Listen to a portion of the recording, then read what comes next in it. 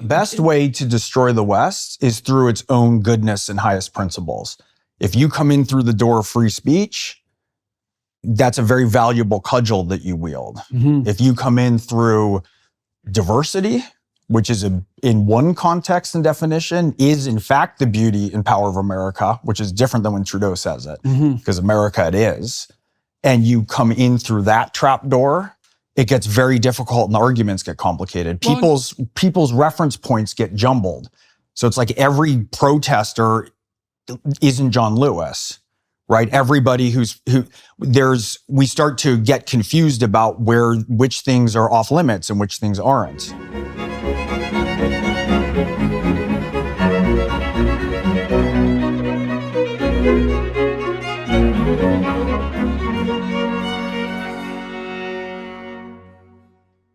Hello, everybody. I had the opportunity today to continue an ongoing conversation with a friend and colleague of mine, Gregg Hurwitz. We've been talking intensely for 30 years and have involved ourselves together in a multitude of projects, including one that was designed to help pull the Democrats to the center. Gregg has been involved more recently in an enterprise called Us, the Story, which is aiming at criticizing the victim-victimizer narrative that characterizes our culture, at least the pathological elements of it, but also delving into the root causes of the disintegration and polarization that now characterize our culture.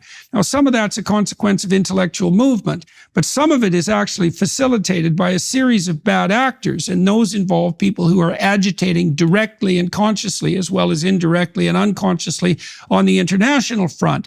Iran, China, and Russia, who are using the social media access that they have, especially to young people and particularly to young women, to really dement and distort their political view, and in a manner that's really, really hard on the culture. And so Gregg talks a fair bit about exactly how that's laying itself out. And on the optimistic side, we talked a fair bit about, well, the counterposition to that, which is that there's mass, deep agreement among the vast majority of Americans on key policy issues, both international and domestic. And none of that gets any airtime. And so what do? Detail out the role of the bad international actors, talk a little bit about the psychopathic trolls and the demonic algorithms, and stress the fact that there is intense unity in a central American story, hence Us, the Story, let's say, that does unite people properly and productively and passionately and psychologically and socially,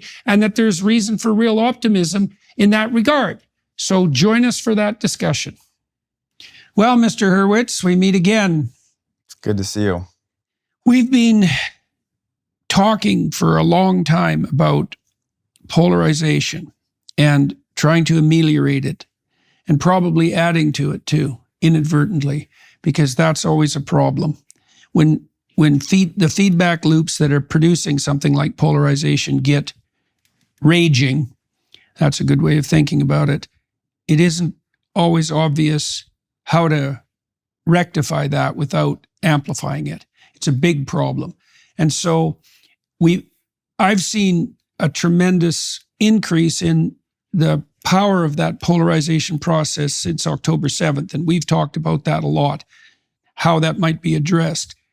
I've seen that polarization expand on the left and on the right, and it's not a good thing. And so while we've been talking about that, as I alluded to, for years, but also more intently in the last few months. And so do you want to start by explaining your position on this and what you've been up to? Well, I was tasked first as a point of entry, I guess, of going in to explore anti-Semitism. And one of the things I found really quickly is it's not very much about anti-Semitism. Anti-Semitism is just sort of a tool in part of a broader narrative. And when we explored it, we found some extraordinary things. We found the extent of foreign operations coming into America and manipulating opinion here. And the other thing that we found that was quite extraordinary is that America, we have a lot of problems that we need to fix here. So I'm under no illusion about that. But America is in enormous agreement about a lot of things. America is sort of foundationally good and still oriented to what America was with its values. And we can talk about that a little bit more later. But we're unthrall to, I think, two major factors. Foreign psychological operations that are being run here. We see that in the university. We certainly see it through social media. And a sort of profit center within the US of people who profit from us being constantly outraged all the time. And so we have a very shifting view from what the reality is of the country to the way that we feel that everything's falling apart. And there are, in fact, some concrete steps that we can take towards trying to put things right again. Okay, so when you say we, talk a little bit about the organization that you've put together to start to address this and let everybody know where you're coming from and also the nature of our relationship with regard to that. I come into exploration of the culture of politics as a novelist. That's my day job for as long as I can remember. And it means I have a very different approach because as a novelist, I'm trying to figure out how to embody characters, to articulate them. And so I'm interested in really deeply understanding what the different perspectives are and how they're affected and what those value structures are like in hopes of figuring out how to translate. And so my venture has mostly been on the basis of curiosity and trying to make connections between different methods that people have of making meaning or thinking. And so part of that is, and then also, I try to tell a story to the broadest possible audience. And so my exploration here into all of this really comes from trying to figure out who people are and how they're thinking without judgment, and trying to identify which parts feel like ideology or feel like opinions that are received and where they're really coming from. And the thing that's amazing is if you get to where people are really coming from, that's where a lot of the divisions just collapse. And you have massive consensus on almost every major issue facing America. But if we can focus more and more on the ways that we misinterpret a term or reference one thinker who we don't like, if we can have an outrage machine that's constantly built to do that, then that's where all of our focus goes. And that's what happens. And what's your team in this regard? And how much time are you spending not on your novel writing and literary activities, but on the, what would you call it, political inquiry as well as communication?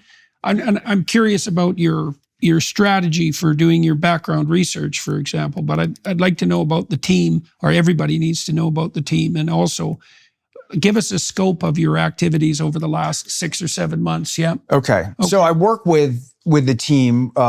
What we say that we do is research through execution. So we research into the culture. We're post-partisan. That's the most important thing because we need to get opinions from a very, very broad range of people across the spectrum on sources, on opinions, on what's happening and where the reality is.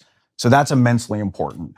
And we're anti-polarization. And so our main client is just sort of the US at large, because the better the US does from our initial entry point about anti-Semitism, it's not just the better Jews are, but every minority and every majority. So we want to tack towards shared American values again and try and counter polarization. And I work with a brilliant founder and CEO of her own sort of research through execution company, Gretchen Barton, Mark Riddle, who is a brilliant political strategist and thinker.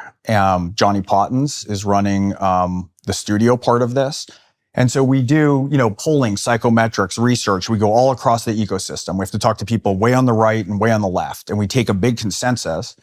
And then we start to test messaging. We start to build creative messaging. Marshall Herskovitz has been very closely involved. He's a brilliant director, and he's been helping oversee some of the creative. And we start to see what ideas work, which ideas get blowback from which quarters, and what things we're wrong about. Right. And so with this particular enterprise, you've been involved in attempting to pull the Democrats back to the center for a long time. But this particular enterprise was motivated specifically by the events that surrounded October 7th and the dementing of the culture in consequence of that. But as you've proceeded, as I've understood from our discussions, you've realized that the essential focus here isn't the rise of anti-Semitism on the right and the left, but the process of polarization in general, and it's speeding along by people who are motivated to do precisely that and also motivated to profit by it.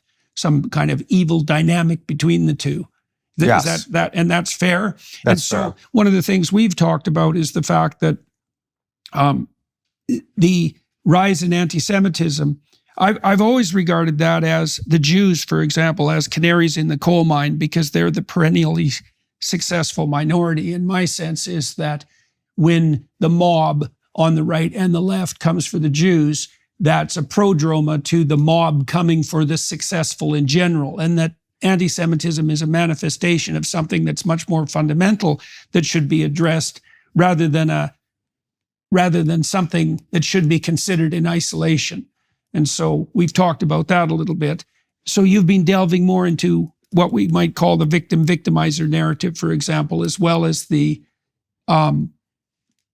conscious actions of the foreign manipulators that you've described and the collusion of the corporations on the social media side in advancing their agenda. Fair enough? Yes. Is that okay? And the button of anti-Semitism in some ways is the most effective switch to flip if you want a culture to tear itself apart. Right. So that's a very effective entry point. Yeah, and it's fueled. Like I heard a statistic yesterday from someone in the Intel community who thought that 60% of all anti-Semitic traffic on social media is from Russian bots. And what the Russians did, and there was a measure that the Russians pushed forth in the 70s to conflate, definitions around terms. I mean, they've been playing this game for a long time, a sort of manipulation. There's a Iran, China, and Russia are working in concert. And we can talk about that more later. Okay. But one of the things they did in Paris is that they sent operatives to paint Stars of David on synagogues and people's houses to mark them out. And that creates a permission structure for more hatred because people then start to see this, right? Everybody's eager for some sort of trend of being right in the political narrative in this sort of frothy rage that we're built up to. And they laser in on where that is. So their job is to create permission structures to create Jew hate, which then can lead to the worst elements and leads to further and further polarization. And that's how you disintegrate a culture, really, is you sow chaos. Like the precursor to the KGB in the 70s, like they funded the Black Panthers and the KKK. They're not partisan geared. And when we talk about like Iran is really in some ways the Democrats' blind spot as Russia is the Republicans. Like there's equivalent plays being had, and they don't really want one party over another. They want us constantly fighting about all the wrong things that don't solve the actual problems that the majority of Americans need solved in their life. And the majority of Americans are actually decent people, and they don't care about screaming at Jews or labeling oppressors or canceling people from a tweet they had 10 years ago. They're trying to get on, and we're going to talk about them as well. Okay, how will we start this? You're going to start with your methodology, I guess. Yeah. All right. And it's a sociological and political investigation strategy combined with an attempt to determine how to ameliorate the worst of the negative consequences that you're discovering. Right. And if you pursue any problem deep enough, ideally you can start to reach the root of the sickness. Right. And there's Once a real you get the sickness diagnosis right. There's a sickness at the base of America right now. And that is however you want to call it, the grouping of different people into different categories. The disintegration of an American ID under a set of American shared value set is spectacular. It's the most spectacular shared value set there is. Most of us agree with it. Mm-hmm. But if you want... it's being fractionated into group identity claims, and that has negative consequences in multiple dimensions. Yeah, and a lot of that isn't us. A lot of that is foreign influence, right. And a lot of it is, ways that we have shifted away from shared American values that make sense. We have a template for solving all sorts of problems here. If you want to protest, we have, the civil rights movement in America is American scripture. I mean, like the beauty and moral clarity of that movement that's a foundational pillar in America. And of course, it's predated with a rich tradition that was exemplified in the best way. Since I joined forces with the Daily Wire Plus, we've built a comprehensive collection of premium content. Get the entire collection of Mastering Life, Strengthen Your Relationship with my series Marriage. In the series on masculinity, discover your purpose. In Vision and Destiny, develop a vision for your own life. You need to do that. My new series Negotiation offers practical steps to help you close a deal where both sides walk away with a win. We're also offering a 3-part series on success, how to strengthen your family and to strengthen your relationships and to aim up. People are struggling with depression and anxiety. We walk through all of that. How do you cope with it? What's the best pathway forward? In addition, we've explored biblical writings and their cultural influence. Our new 10-part series on the Gospels delineates the accounts of the New Testament writings. And finally, join me on a journey through time, foundations of the West. The work I'm doing with the Daily Wire brings the spirit of adventure forward. Join us on Daily Wire Plus today. Right, okay, so your investigations really have led you to a pessimistic conclusion, or two pessimistic conclusions and one very optimistic conclusion. And the pessimistic realization is the degree to which our discourse on social media platforms is being shaped by bad actors on the foreign side and like psychopathic manipulators and greed on the domestic side. And psychopathic algorithms. Oh, yes, right. Which we can scarcely keep up with in our brains. Right, okay, so foreign actors, people who are capitalizing on the division that they're sowing for primarily economic reasons and for the opportunity for those operations and propaganda to garner attention, which has value. And then that's amplified by the AI algorithms that we don't even understand that are directing attention. That's polarizing people terribly. But the optimistic issue is that as far as you can tell from your polling, that the core and the center of America is just as strong as it ever has been, or maybe stronger. I wouldn't say just as strong. We have cracks and we're vulnerable, but everybody is ready and dying to move back towards a sane version of America. And we're not helpless before this massively accelerating change, even with algorithms. We have tools, we have to catch up to it, but we have tools at our disposal for how to make things transparent and reset the value state. We have ways to put America together. But as long as issues remain partisan, like the border or abortion, they get worse. The incentive structures are too out of whack. But we are ripe for a movement to something that is new. And the resources we have in America, I mean, the one thing I keep thinking is everyone's angry that this celebrity goes to this party and this genius goes to that party, is the collective resources we have in the United States of America are spectacular. If we could figure out how to get them all working together in a way that makes sense and that is a fair set of values, that's smart capitalism instead of regulatory capture and, lobbyism. There's a whole way to make this work beautifully, but there's a lot of other countries that are incentivized to making us hate ourselves, despise ourselves, hate each other so that we keep deteriorating. While you just said you were in Uzbekistan and they're building factories and it's booming. I mean, other places are doing things. They're building. It's not to suggest there's not a lot of people doing a lot of work in America, but our output rate and efficiency rate is terrible. Most people look at screens, get outraged, and mail checks off like we're rabbits with pellets of being outraged about things. Okay, we kind of skipped over something that, in a way, or we haven't developed it enough yet, that's a claim that's very radical. I mean, I don't think anybody who's watching or listening is going to be shocked by the fact that the social media algorithms are prioritizing outrage to capture attention and that there's economic utility in that. But, you're making a claim that's on the face of it in the realm of conspiracy theory, Yes. And that is that there are foreign psy-ops operations that are dementing the political landscape, and that's a massive ploy, that it's conscious, that it's led by Iran, China, and Russia, let's say.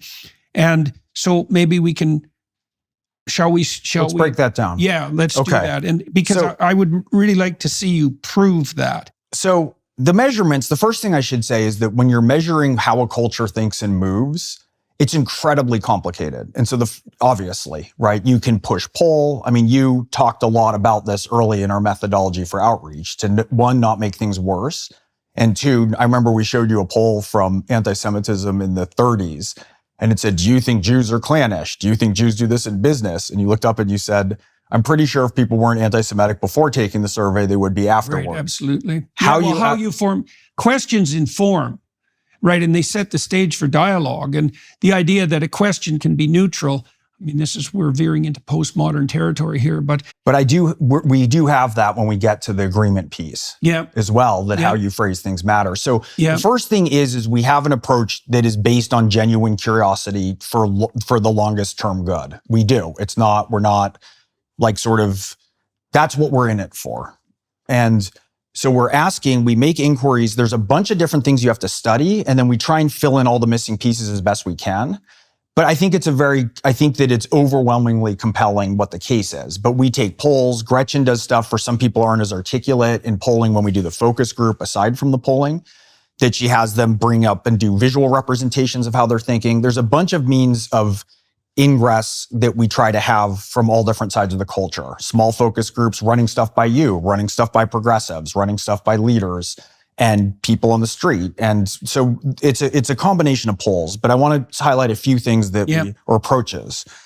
So we did this TikTok study about foreign psy-ops, and we found that on TikTok, women between the age of 18 and 34 have an unfavorability, a view of America's unfavorability that is 52 points up above the norm.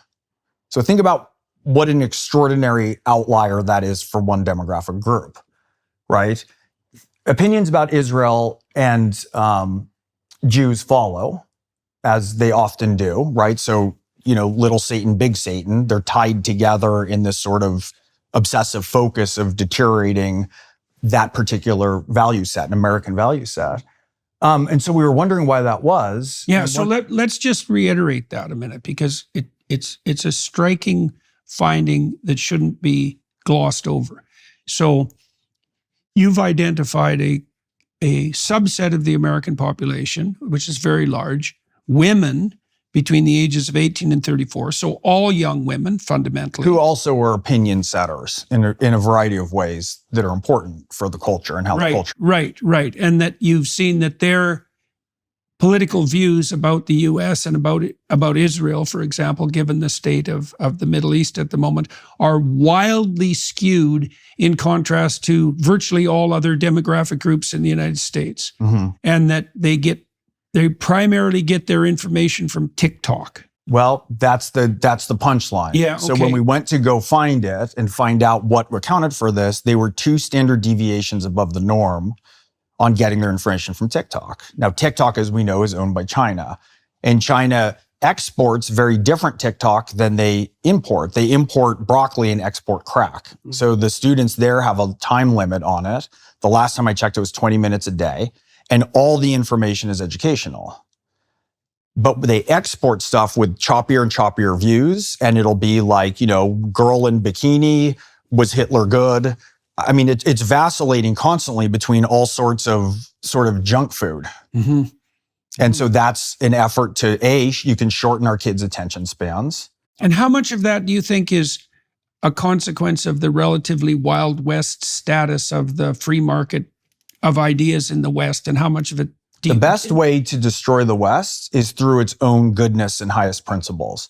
If you come in through the door of free speech, that's a very valuable cudgel that you wield. Mm-hmm. If you come in through diversity, which is in one context and definition, is in fact the beauty and power of America, which is different than when Trudeau says it, because America it is, and you come in through that trap door, it gets very difficult and the arguments get complicated. People's reference points get jumbled.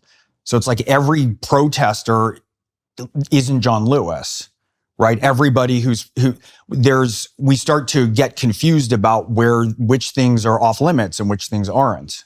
And do you envision like cadres of Chinese communists sitting behind the scenes, manipulating the algorithms to twist and dement the US? I mean, the fact that what the Chinese feed their own children and what they're broadcasting into the United States is market, but it's hard for me to understand how much of that's actually planned subversion and how much of it is inevitable consequence of the difference between the cultures at multiple levels. A lot of it is planned subversion. I mean, Russia and China have bot farms. We can get to this too. I shouldn't say Iran, I should say the Islamic regime in Iran are brilliant messengers and strategists, right? But a lot of the power for infiltrating through social media comes from China and it comes from Russia. And part of it too is, like I mentioned about Russia sending people to Paris to paint the Stars of David. A lot of it is you set a trend. You don't need to do a whole lot if you want to flip a tripwire to make a culture tear itself apart, make people doubt, everything. I mean, the efforts to turn us against each other on vaccination. I mean, I remember Russia was playing around back in early days when people were talking about childhood vaccinations, early days, and causing autism. They've been working on this for decades. So they work on a topic, they devolve it. And, we have solutions. We have consensus in America for immigration. We're going to see how much we have. Abortion. There's topic after topic that we could find reasonable consensus on. So why don't we? And the answer is, foreign operations that come in, domestic players who profit off, rage and polarization, and then a kind of de-evolution of our story. All right. So you used the TikTok issue as a case study in foreign psy-ops. So let's see if it's effective. So Ukrainian support in 2022, only 7% of the Americans felt the U.S. was providing too much support. 85% of Americans supported Russian sanctions. In 2024, 31% believed that it was too much support. So that's significant. That's 4x. And this is how things are won too. It's not like a psy-op is brilliantly executed. It's what you want is to move things 10, 20 degrees. What you want to do is shift momentum and then lean on it in different ways. And look at the difference here. 42% believe that U.S. was not providing enough support, 24%, so that dropped significantly. Now, in fairness, 2 years later in a war, people are tired, resources are tired. There's a lot of different reasons for this. Mm-hmm. However, and I also think, though, that the conviction and the basic moral underpinnings of how the war is going in Ukraine haven't changed substantially from mission creep. It seems to me that the people who are opposed to it were mostly opposed to it in concept of what the role was, rather than it's something that people are now exhausted by the expenditure. But that certainly plays a role, and some people are. But nonetheless, we know that Russia ran a giant multi-channel disinformation campaign aimed at weakening international support. They had false narratives, fake news, forged documents, tens of thousands of people of content. So if you shotgun pellet shoot that into the culture, this influencer, this podcast, these, 500 clips that are maximized by algorithms to drive outrage and more views, and you can gig the algorithms, you can take an effort and really shift it. And we shouldn't have people shouldn't be chanting foreign slogans and reiterating foreign talking points in America unless they're choosing to do so. One of the things that struck me as miraculously insane and demented over the last few months was the fact that Iran's head, Khamenei, tweeted out his congratulations to the protesters on American campuses for supporting Hamas. And I thought the fact that that happened in and of itself was something remarkable to behold, but also the fact that it flew by under the radar, essentially. I don't see much difference between that and Hitler congratulating, the neo-Nazis in the United States in 1939 for the remarkable success recruiting in campuses. And so let's zero in Iran again, because and you talked about TikTok in particular. Well, I want to get to the Iran thing. I think that's a superb point. Yeah. So people here are not mirroring the voices of all the countries in the Middle East. Yeah, right. It's the Islamic regime. It's not Saudi, UAE, and Qatar, who, despite complications that are significant, which I'm not downplaying, are building things and having trade, even if there's resources going elsewhere. Right. So it's not like Iran, the Iranian Islamic State is Islam or the Middle East. Right. And it's not like it's Jordan. The worst element. That's right. And like Jordan, the king in Jordan has done spectacular things. Egypt, incredibly complicated relationship with Israel, but I think they know how to contend with each other. We're taking up the cry of a foreign regime that even its own people hate. Yes, hate. And the diaspora do. Incredibly oppressive. You don't meet a lot of, Sam Harris said this to me yesterday, said, I'm not meeting a lot of confused Iranian Jews morally. It's like they're really clear. And we did a documentary we're going to show later that was like, let's talk to Muslim, Jewish, gay, let's talk to a bunch of different Iranians and talk about Iranian Americans or Iranians in the diaspora and just talk about what this playbook looks like. Harris's economic plan, if you can call it a plan, is a disaster. Get ready for massive tax hikes, an almost 40% top income tax rate, 7% increase to the corporate tax, and a ridiculous capital gains tax on unrealized gains, all so that she can add almost $2 trillion to a current $2 trillion deficit. You might be thinking it's time to make more of your savings, tax sheltered and inflation sheltered. This is where the Daily Wire trusts the good people at Birch Gold Group to help you. Birch Gold will assist you in converting an existing IRA or 401k into an IRA in gold. And the best news, you don't pay a penny out of pocket. Just text the word Jordan to 989898 and get a free info kit on gold. There's no obligation, just information on fortifying your savings before the crazy really hits. As the exclusive gold partner of the Daily Wire for the past 8 years, with an A+ rating from the Better Business Bureau and thousands of happy customers, you can trust Birch Gold too. Text Jordan to the number 989898 for your free info kit today. That's Jordan to the number 989898 today. They're not quoting ideas in Jordan or Egypt or UAE. Like, this is a very particular choice. And to me, that is a state that the regime, and you can like that regime if you want, but that regime has declared that what it wants is the destruction and death of America. Right. That's its long-term goal. And right, so, it has been since 1979. Right, it's not even, frankly, to me, that regime in particular, it's not even Russia or China. Mm-hmm. Right. No, I think it's quite not that Russia and miraculous. China, we don't have a lot of that we have to figure out with them. I mean, there's no question that it's problematic the ways that they're working, but it's to me, it's very puzzling because it's unequivocal that you're reiterating.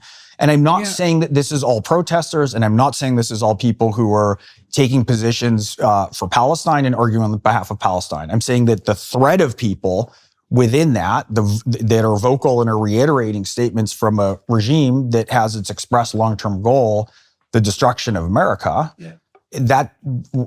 that's something that's noteworthy. Yeah, I would say so. I mean, I can imagine peace with Russia.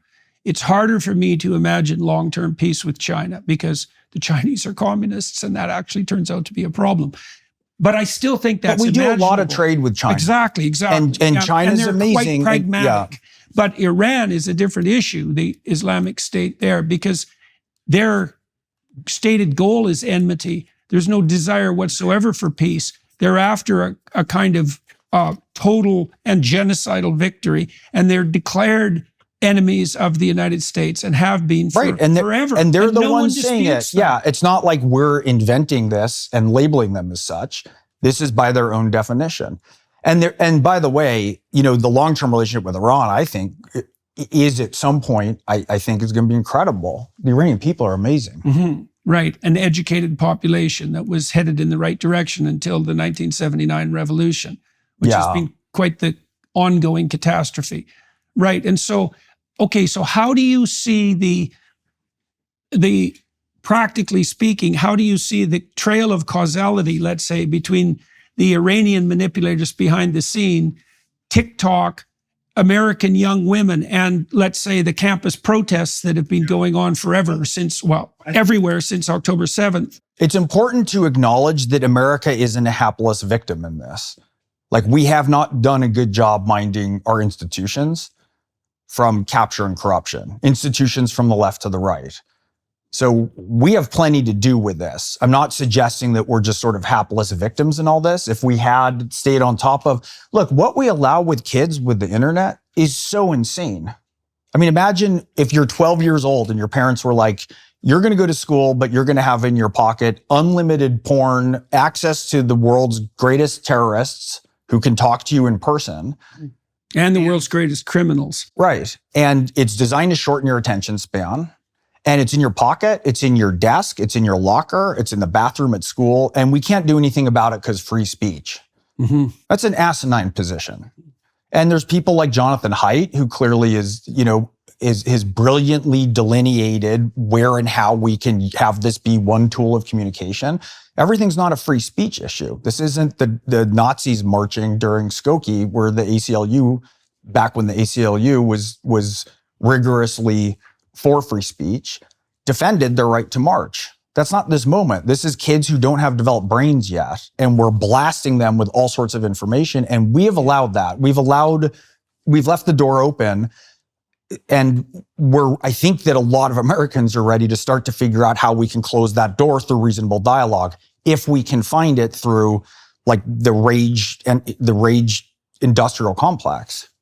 Yeah, but they're ready now. Well, there's a massive technical problem here too, which is that the institutions necessary to allow for effective communication to take place, which is what protections for free speech ensure, haven't kept pace with the technological transformation. And the problem with communal existence in general, including communal communication, is the potential for capture of the communication strategies by truly bad actors, by the sadistic, Machiavellian, psychopathic, narcissistic types, and then who now have teams of addiction specialists and AI deep machine learning at their disposal, which means every time a kid is scrolling through X and their eye snags, they're reading what things are drawing his attention. Yeah. Their brains are being hacked.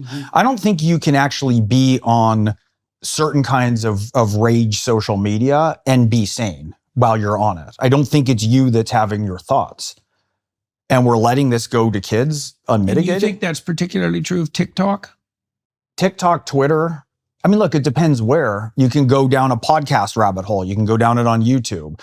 I don't think it's fair to call out the platform. It's really like our willingness to have the platform. TikTok capitalizes on much shorter form content. Yeah, though, and so there's going to be.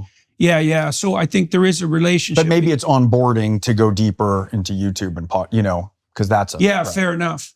But there's probably something pathological. There's a pathological inclination that's built into social media platforms that capitalize on short-term attention. Right. Yes, and shortening it. Yeah. So they have the control. We're turning over. One way to think of it is we're turning over generational control of our children's psychological, emotional, and physical development and nervous systems to hackers in big corporations and foreign governments. Like, we don't need to do that. There's very clear parameters. We can have different ways that we figure stuff out. We can design different kinds of phones. It's not perfect, but to throw up our hands and act as if it's totally unreasonable that we want to build a healthy generation of kids and that we don't want polarization and people who hate America as their clearly stated aim to be hijacking our country. Manipulated polarization. Right, especially when the majority of Americans don't want this. It's not like you're the majority saying, let's have it. And we'll get to that. Yep. Let's take a quick skip through a couple things we looked at. Yep. So anti-Semitism, it seems, is sort of exploding. This is a stat from the ADL. Again, with any news source, there's complications and issues. The FBI just released a report showing that hate crimes are exploding against Jews. And it's pretty well received. So let's say that these stats are going to lay out the numbers for the listeners. Approximately. Well, 2023, we have 8,873 defined incidents of anti-Semitism, up from 912 in 2014. Right, and it's pretty flat from 2014 to. So what happened in 2023? We know that within hours of the attack on October 7th, that the information and bots were primed to go into America to start switching that from How do you China know around. that? It's been tracked. People looking at the content saw the content that was sort of lined up and ready to go. Look, it wasn't, even if it wasn't, like, let's say we're not explaining it by clean conspiracy, that phone calls went on between Russia, Iran, and China, and they all planned and spun up factories. But this is just ongoing in material that they already have and are doing. And so it found much more fertile ground. The conversation flared up around it. You infuse more bots into a volcanic eruption and off it goes. So the conspiracy doesn't have to be a Bond villain. But this is the way that it moves. Domestic psychopaths and we can talk about the dark tetrad later because I've heard you're a psychologist, so maybe you can lay out. Yeah, some people think so. And so that's that. But the thing is that's really so here's this kind of Venn diagram of the ways that Russia, China, and Iran are messing with us. Iran is the Democrats' blind spot. Russia is the Republicans' blind spot for the most part. That's their most fertile ground. But again, they're not partisan. They want chaos. They want to fund, pro-gay rights, anti-gay rights. They did that in Russia to distract, right? I mean, so they what they want is chaos and our distraction to be elsewhere, and all of our money and resources going to partisan,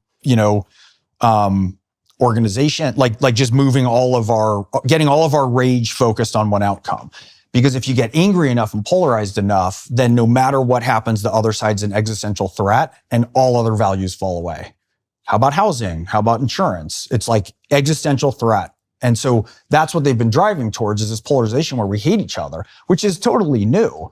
I mean, you remember McCain taking the microphone away from the woman when she said she was, terrified that about Obama, and like we have such a tradition that regardless of what happens, we try to bring forth the best, however imperfectly and corruptly, of the parties, and at least have a surface narrative of wanting what's best for the country, because the narrative trickles down into reality as best it can. That points to the necessity of an overarching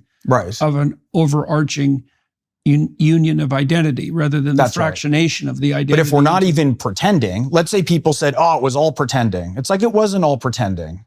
The 1990s, like we had a lot of things it's clearly close. Not all pretending. I have a friend who's very interesting, conservative, lives in Texas, the whole thing. And he said to me, and we can get to this part later, he said, what's so amazing is he's from a much more rigorously conservative background. But he said, we were almost there. I remember my kids coming home and they'd have a friend come over who was black and a friend come over who was gay, and everyone behaved, and they wouldn't even think to sort of mention it because everything was sort of clear. Like we were in this place. We had that in Toronto. It was clearly, like, when my kids grew up, it was completely irrelevant. It was like an idol, and we had it. And the answer is continuing progression and movement towards division of groups rather than acceptance of groups that point up towards the shared identity. I mean, that's one of the things this is something that's worth getting to. Yeah, and we can turn to that. So here's the thing that's also interesting. America isn't really, aside from obviously explosive things that we're seeing on the fringes, which are scary and I think terrifying and wholly unacceptable under American values. But aside from that, America isn't actually the real America, broad America, not captured America, anti-Semitic. 92% of Americans thought the October 7th attack was unjustified. 92%. 73% believe it's important to maintain the U.S.-Israeli alliance. Whatever you think of that, 73% is a lot. Terrorist attacks, here's a question we asked, like 9/11 in America and October 7th in Israel should not be tolerated, and those countries have a right to defend themselves. 92% of people support that, right? And then different people, like we polled out that, the plurality, 46% believe protests on college campuses are deeply troubling, while a third, 31% believe college students are always going to protest something.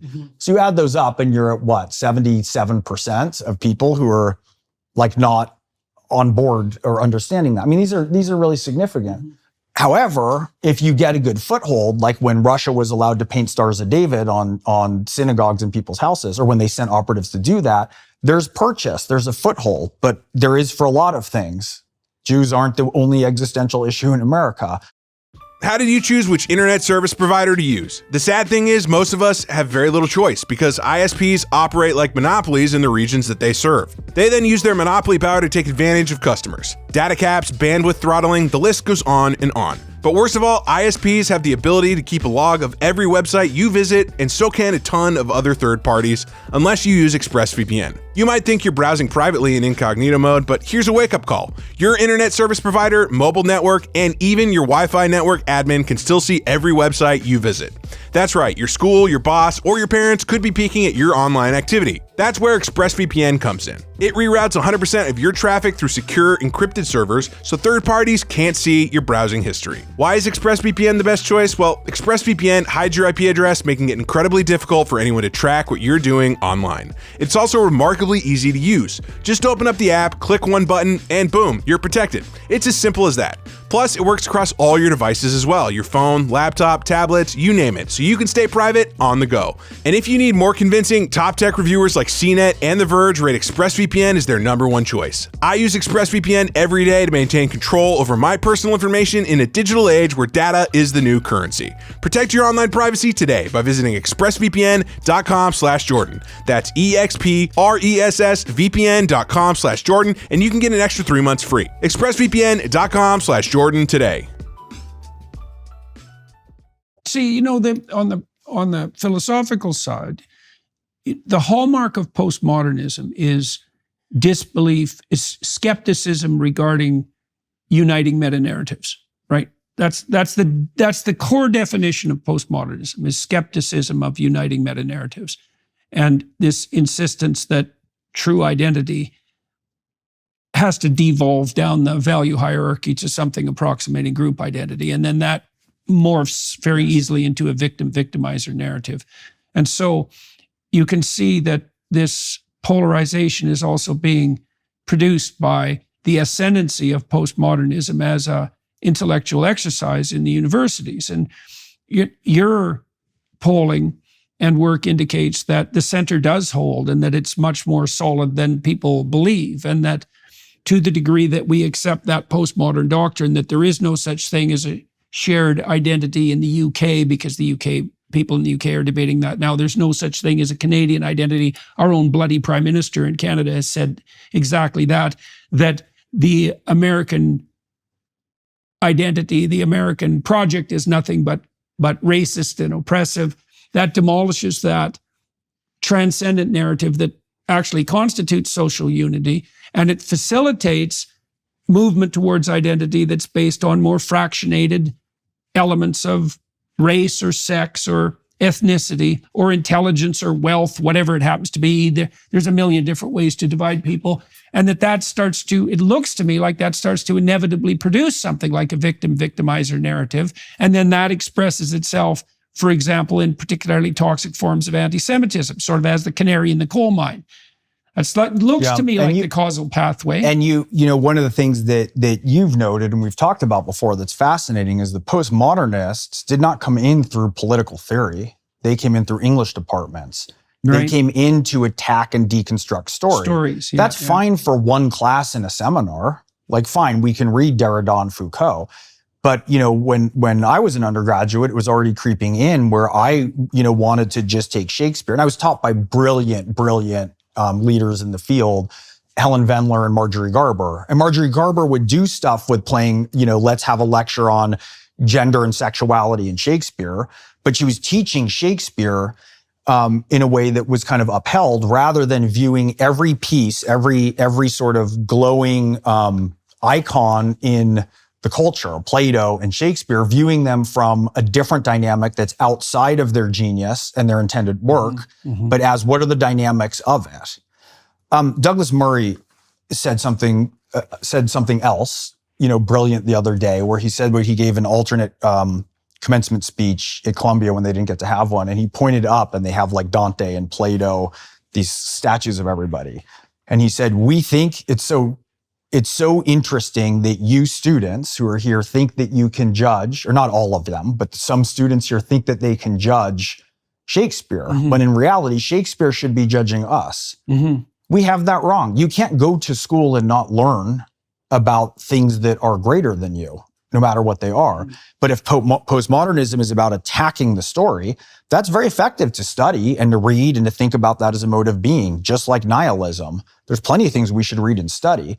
But to have that go in and attack the story in universities through English departments, largely, to disintegrate narrative and the notion of shared narrative, it's ridiculous. It's like if we decided to put everything through the frame of these cubism. Fractional narratives come up immediately. That's right. So part of this is, so here we looked at how every minority group views every other minority group on the issue of do you share my values? So every minority group experiences some form of bias. Yeah, well, that's almost built into the conception of minority. Of course, right, but what's cool is what we're going to get to on the next slide. Yeah, okay, which is a funny inversion. You know, let's look at you know, Jews. This is, do you share my values? Do you have too much power? Do you exaggerate your minority status? And are you not warm? Which is an interesting one. I think that Jews they underperformed on warmness, man, because I think Jews are pretty warm. But it's pretty funny if you look at this, it's like, okay, these are different shapes and sizes. It's not like Jews are bigger than what is happening within other groups. And every group is allowed to have opinions about other groups too, right? So I'm not that concerned when people talk about anti-Semitism. To me, it's like anti-Semitism is like if someone doesn't let you join your country club. Jew hate is when they're running across campus at UCLA screaming, "Gas the Jews." So some of this, there's some normal variations. It's not any worse for Arab, Asian, Black, Hispanic, white, or Jews. Everyone's in the mix depending on what it is. Some are slightly worse than others. But what's interesting then is I wanted to look at how people view other things like corporations, rich people, and Christians. And if you look at the bottom here, people like me, this is how much do you matter in America? And the 41% of respondents said people like me are way down at the bottom. But if you look at the top, it's corporations and rich people and Christians. And so that's a bit of a grievance narrative in a certain way because, some rich people have earned being rich and are good people and contribute and build the economy. Like, it's not like you can just group rich people into one category of evil schemers. And Christians, certainly, it's preposterous that they're up there. And so what this in combination with this and this shows me is that if you describe anybody as a group, of course they're going to be starting to peel out and they're going to start to differentiate in the numbers.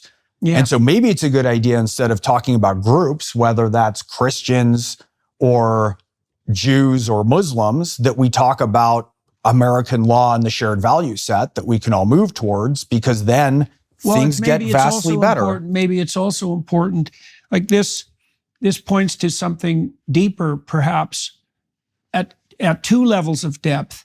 I mean, it struck me for the longest period of time that there was something pathological about the insistence that group identity should be privileged, to use that postmodernist parlance, that as soon as you make group identity category the sine qua non of social discourse, as soon as you start to talk about people in relationship to their group identity, everyone becomes a minority, all minorities are oppressed, and there's immediately a victimizer. Now, you might say, well, what have we done about that historically in the West to remediate against that tendency, which is deeper than the merely political, right? Yes, it's an inevitability of categorization. Well, two things. At the deepest political level, that's the liberal project, the classic Scottish Enlightenment liberal project that says we categorize people as individuals. Yep. That's the hallmark of appropriate person perception.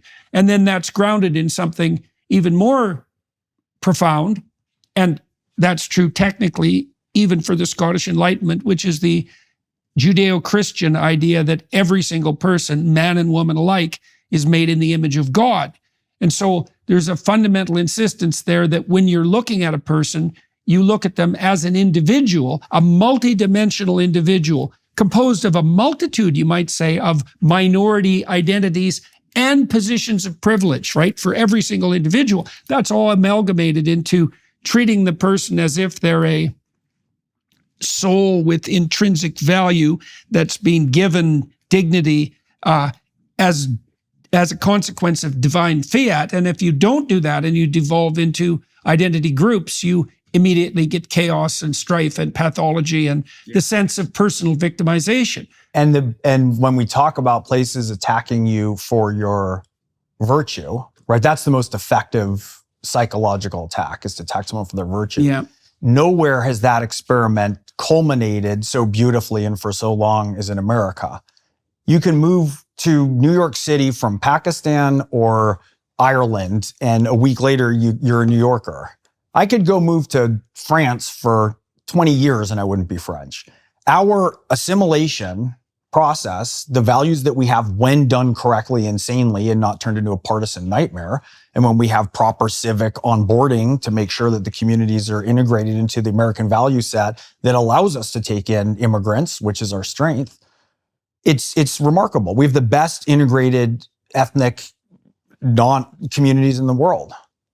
It's amazing what can happen here and so quickly. Mm-hmm. And I want to talk about, before we get to more agreement, I think it's really important that we talk about some frames of how we look and talk about Americans when we're trying to figure out what they're thinking. And a lot of the experts tend to do this really anthropologically. Well, we need to get to this voter who's, a single man who owns one cat and lives here, and what's the targeting for? It's like this weird, and it's, if you have to think about embodying the person's values, where they are, what their mindset is, what their day looks like. And so this is a statistic that's been floating around a lot and is spoken of quite often out on campaign trails, which is that the average true swing voter, and the best way that we like to define that, is an Obama-Trump voter. Like this, so whatever you want to call that thing, but that clearly is somebody who can think broadly across the spectrum, who isn't going to be inherently racist or anti any notions that are conservative. This is somebody who's available across the spectrum, works 2.5 jobs, commutes 3 hours a day on average, and thinks about politics 4 minutes a week. So when we're crazed and we're talking about, you have to understand the dual loyalty trope that's happening with Jews with Israel, why it's an offense, right? You have to understand why wearing a sombrero on Cinco de Mayo and cultural appropriation is a big issue. You have to understand why we should lose our minds if somebody kneels at a, like there's so much churn that we have. They got 4 minutes a week.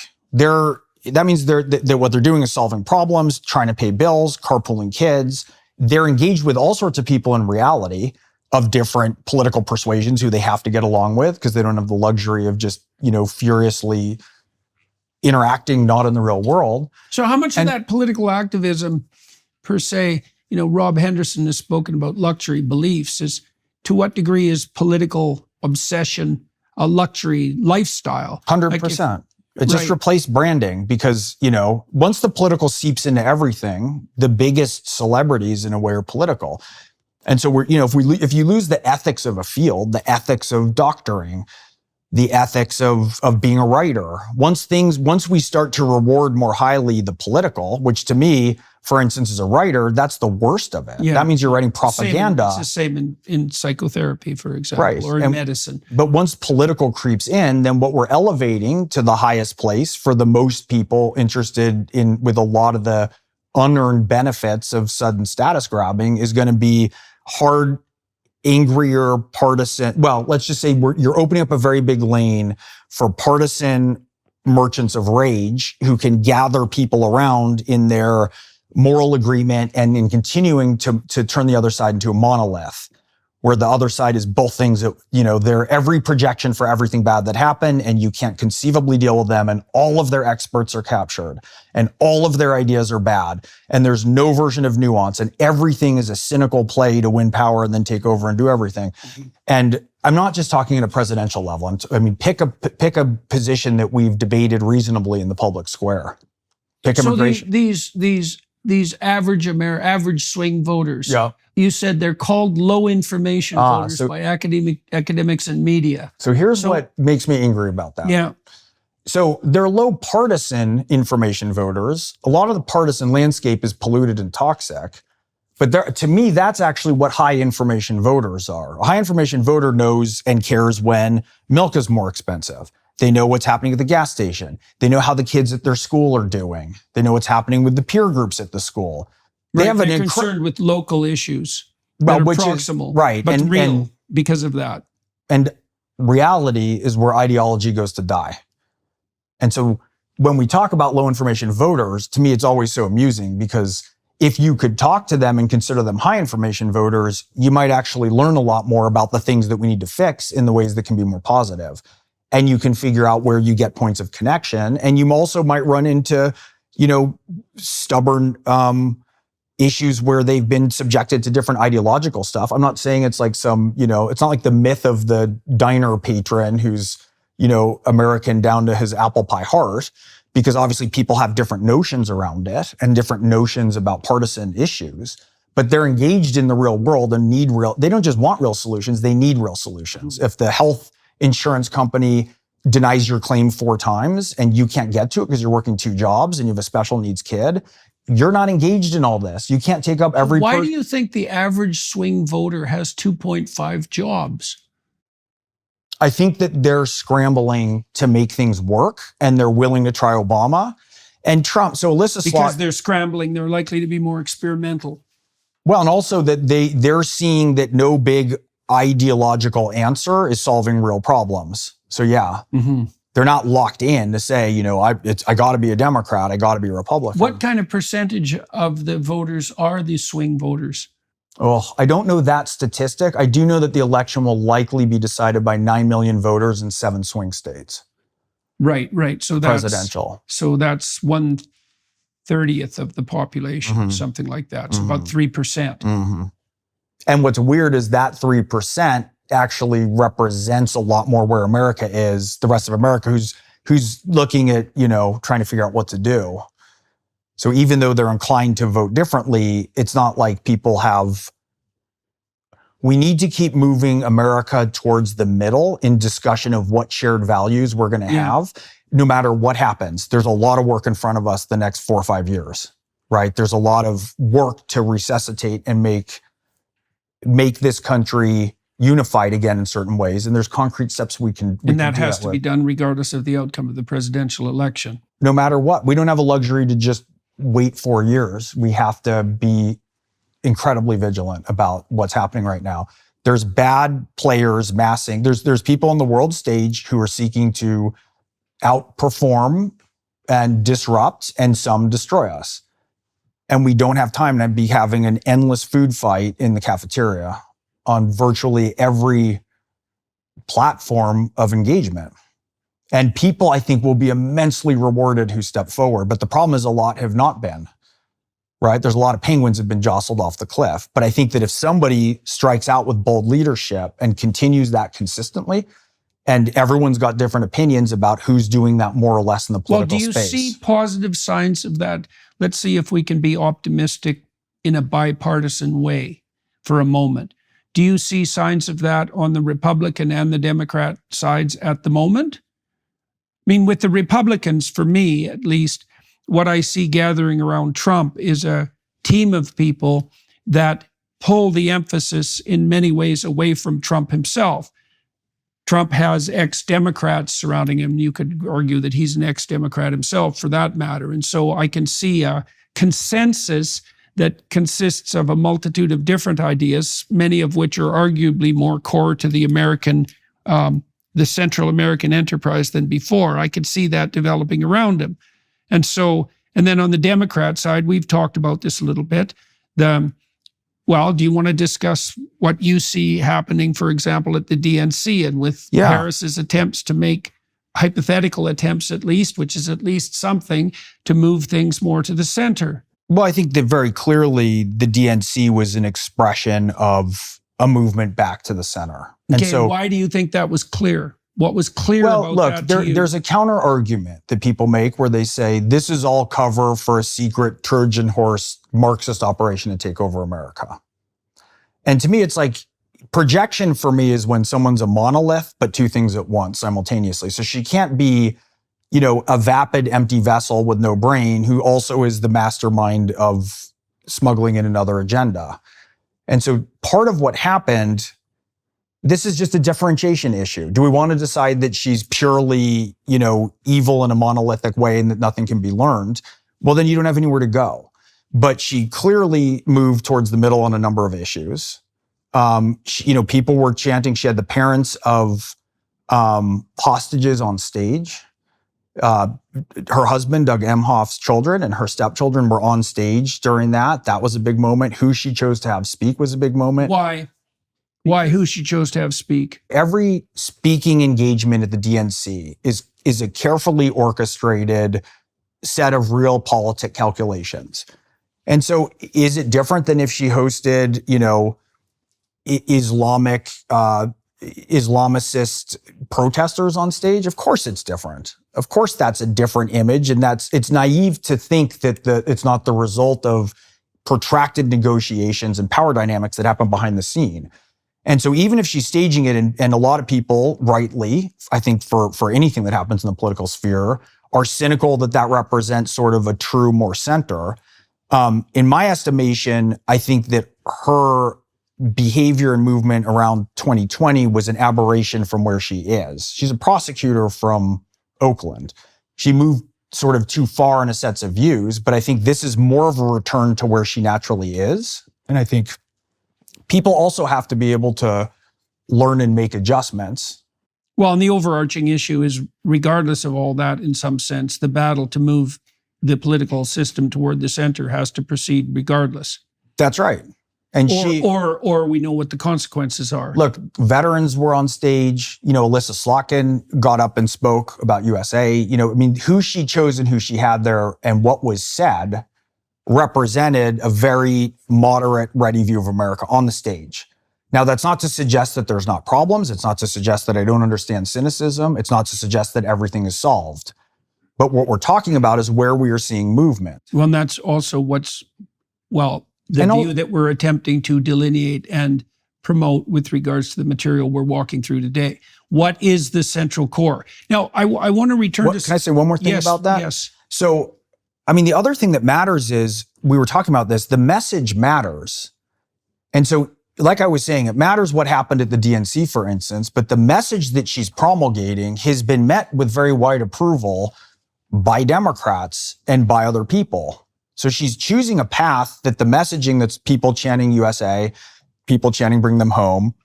When she called out Iran, Hamas, and Hezbollah, though I still would like a lot more definition on her foreign policy, which I think a lot of people do. But that's being met very positively. And I think that it is a better match. So you think that's the beginning of something, it's approximating a virtuous spiral? Perhaps. It's a positive feedback loop. It's something that could happen. And it's more likely to happen than if all the messaging was going the other way. Just vitriol and anger and division and backwards. Right. And so your view is at least that should be promoted and encouraged. Yes. And also just acknowledged and that it can't be completely locked behind the sphere that it's a massive conspiracy theory and we can't possibly differentiate movement. The other thing I'll say about these issues of race that's very interesting is I think that she, as a black prosecutor in Oakland, which is a tough, pretty badass job, should she move to the middle and should these indications that she's moving to the middle prove true, I think is in a very strong position to create that permission for America to do the same thing. October 7th marked 1 year since a devastating attack on Israel, the most severe tragedy for the Jewish people since the Holocaust. 1,200 Israelis lost their lives and over 250 were taken hostage. Today, the conflict in Israel continues unabated. Earlier this month, Iran launched an unprecedented assault, firing nearly 200 ballistic missiles at the Holy Land. Israel faces threats from all sides, with enemies seeking its destruction. In these dire circumstances, the International Fellowship of Christians and Jews stands as a beacon of hope. They're on the ground providing crucial support, food, shelter, and safety to those in need during this crisis. Since the war began, thousands of reservists, everyday Israeli citizens, have left their families to serve their country. Many soldiers have been injured, and their families urgently need our help. This is where you come in. Your gift of $45 today helps the fellowship provide food and other necessities to these families, ensuring their survival during these challenging times. To help support the fellowship's critical work, please visit jordanforthefellowship.org and donate now. Your contribution can make a real difference. That's jordanforthefellowship.org. Well, you've been trying to move we're in a bit of a partisan detour here, but I think that's okay momentarily, and we'll hit the main track again. You've been doing what you can to move the Democrats away from the radical leftists, or even to bring their attention to the fact that those people actually exist and are serious toward the center, and that's been going on for a long time. And so what are your views with regards to the success and perhaps also the dangers of the approach that you've taken, and that I've been involved in? How are you feeling about the consequences of that after doing it for a fair amount of time? So I feel okay about it for a couple of reasons. One is you've been involved. We've had a lot of conversations, and you've also involved me in efforts to do the same for conservatives and for Republicans. Mm-hmm. And in a way, I feel like the more that I've learned about politics, such as I have, the more that I've learned that you have to just move towards any movement that's towards the good without lying or manipulation. And even when I did commercials and spots that were political, I always hired a Republican to do all the fact checking. I ran a lot of stuff by you. I ran a lot of stuff by other conservatives at all levels of a demographic. Tried to make fair arguments. It doesn't mean that all of them were. Tried not to drive the wrong instincts through messaging and tried to convey things that are truthful in fair argument ways that people could relate to.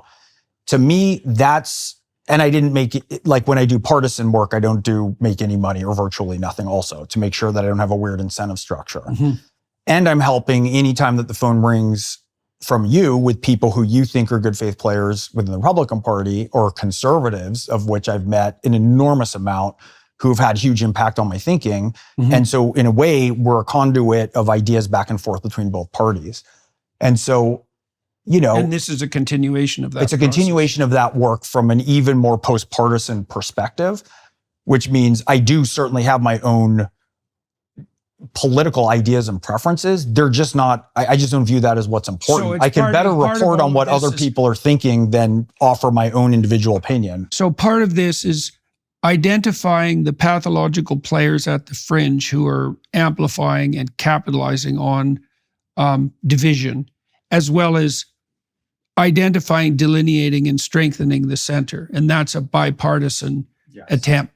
And it can be bipartisan partly. The reason it can be bipartisan is because the pathological actors, the dark tetrad types and the foreign operators, they're not playing a partisan game. They're either out for themselves 100%, or they're operating under the aegis of whatever their own political agenda is in relationship to their own country. That has nothing to do with partisan politics, right? Because, precisely. Well, one of the things I've really learned about the dark tetrad types, the psychopathic manipulators, and there are plenty of them online, is that they will use whatever is hot on either side of the political spectrum to further their pathological manipulations. And that's a common enemy of anyone who's aiming at the good, regardless of their partisan perspective. Precisely. That's why we're called Us, the Story. It's the U.S. It's the U.S. sort of against all these entities. And the hottest button issue that is obviously one historically that the world is primed for is anti-Semitism. That's why there's so much laying of that groundwork from foreign groups.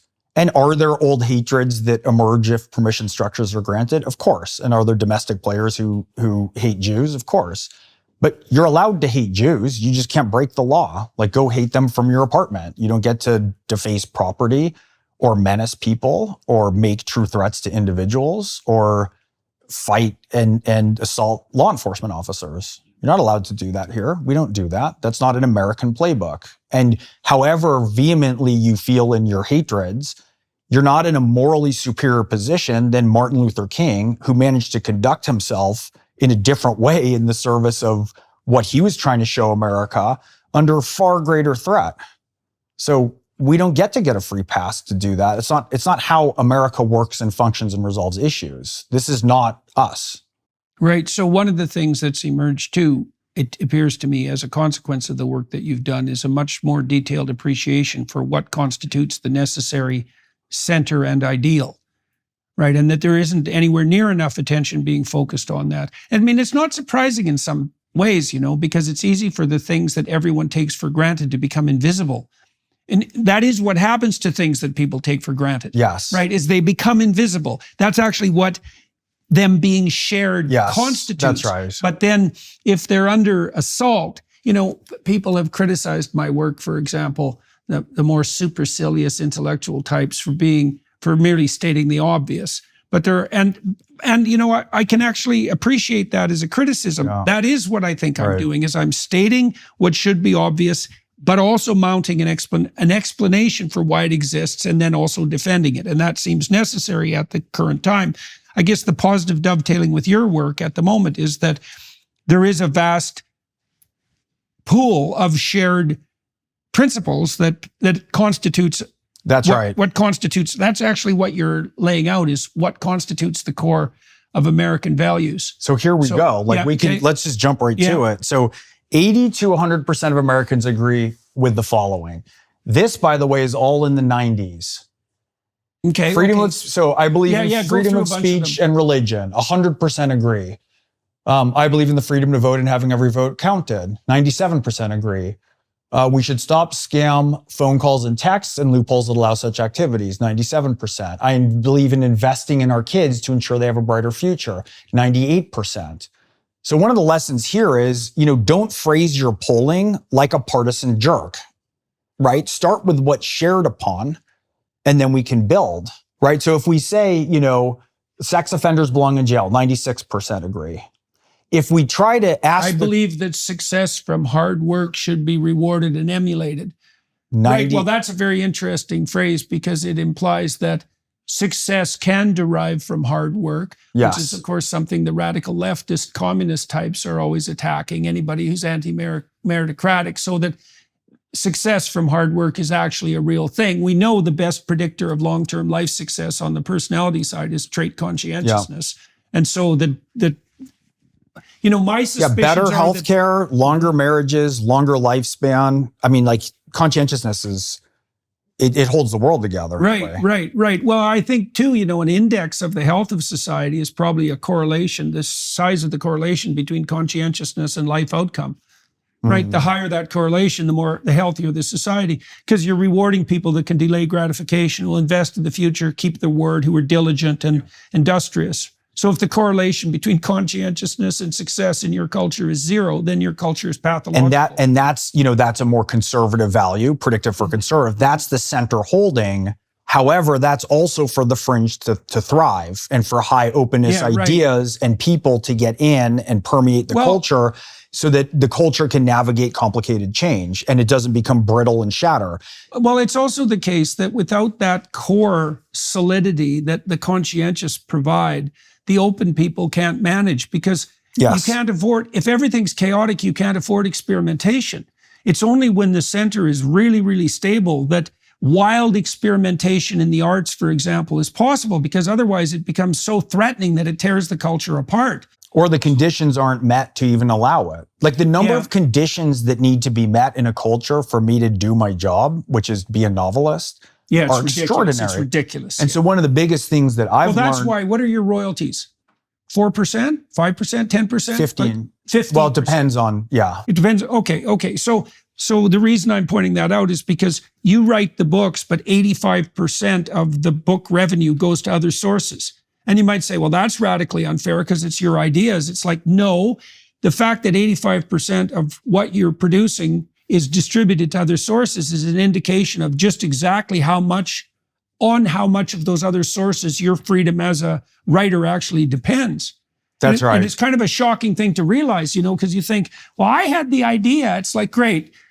That and 95% of the effort will get you somewhere. Publishers pay in advance. They pay a big livable advance. Huge risk. There's a huge amount of gratitude for structures. Much of what I've learned in my intrusion into the culture, especially with like deeper and deeper engagement with conservative thought and thinkers, is the necessity for defining and holding that center and how that functions in order to have what, I'm somebody who's more on the fringe, right? Yeah, I'm an artist. I mean, for that to function, the interplay in the relationship between the two and the need for a healthy relationship between the two, because if either side dominates, it destroys. We go to hell, literally. It's the gulags or the camps. Like there's no choice if one side wins, is ascendant, completely turns the other side into a dehumanized monolith and crushes it. And America is 50-50. One of the first comments... Well, you can also see that happening in a perverse way on the art side in general in the US, because as the progressive voices have dominated, the amount of creative freedom that the artists themselves have is decreased radically. And so is the quality of the production. And so it's like, well, let's stampede in the progressive direction. So, well, okay, now you don't get to say anything as an artist.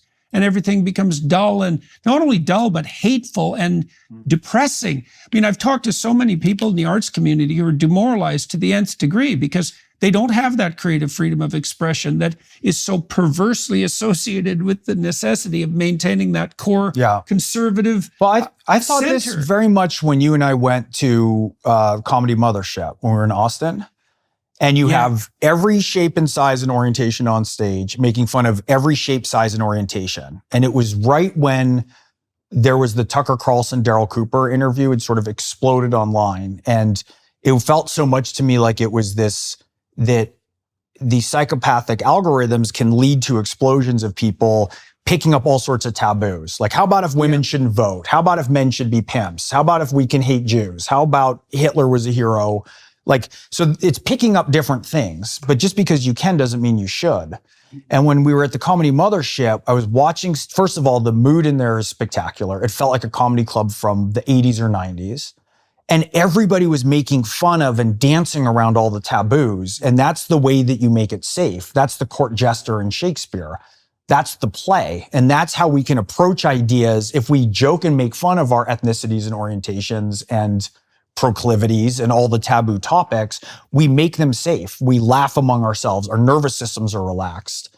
And it's moving things, comedy of all things. The important thing about joint demonstrations of that, I was at a comedy show in Toronto with Jimmy Carr and a couple of other comedians, and there was 12,000 people there, and the same thing was happening. And it is a celebration of unity because everyone's there doing the same thing, and partly what they're doing is making light of their differences. Right, and so that indicates something like a common core, at least a common core that enables people to laugh in that way. And a lot of those things have to be done collectively because it's very useful psychologically to be in a room with 12,000 strangers and have everyone make light of their differences, and everything proceeds peacefully and playfully, and a good time was had by all. That's right. Right. And you don't get to slap a comedian. Yeah, yes, in a temple of art devoted to them doing art. And it's inoculating. Sometimes you hear something where you're like, I can't believe he just said that. Right. It's inoculating because there's this playful, safe engagement about different things and versus this sort of arid, sexless brittleness brought to topics. Right. Well, and the comedians that are pushing the fringes are right out there on the edge, keeping the enemies and the censors. They're the gargoyles. And they always go too far, the comedians, or just almost exactly too far, which is what makes it funny. And what that means is that they're the people who are either maintaining the fences or pushing them farther out, and that mediating entry. Well, and that people are safe then to come in behind them in a more moderate way and to speak, because the permission for the extreme version of that has already been granted. It's crucially important, and the artistic community should be doing that all the time because they're pushing the boundaries. Pushing the boundaries isn't the same as destroying the rules. Well, and if you're mean-spirited and a comedian, people don't laugh and it's not funny. Yes, right. It's built-in test. Like Dave Chappelle, always funny. Yeah. He says stuff sometimes I don't agree with, but he's a genius. He plays by fair rules, even when he's making a point. Yeah. Let's turn back to some more of these common values because that's crucial. Let's look over here. So look at this top one for me is so important. So it's important to take care of our environment and ensure we have clean fields and streams, seas and skies. Americans are tired of political division. 95% agree. Now, fields and streams obviously talks to rural America, right? Seas and skies, perhaps a bit more to, I don't know, liberal inclined people. But the point is, if I were to phrase this and say, I believe climate change is an existential threat, I get in the 40s, I would guess. And if I say, I believe climate change is a hoax, you get in the 40s. So why would we start there? It's like I used to talk to Democrats to say, don't walk into a town hall and say, I believe healthcare is a universal right. It's like, that's a very weird starting position. How about make arguments for its effectiveness, for the robustness of the community, and a value set that also makes sense financially? So if we're willing to make arguments within other value structures, I mean, look at this. I believe Americans love their families and the communities are the heartbeat of America, 94%. I believe in gratitude, not grievance, 86%.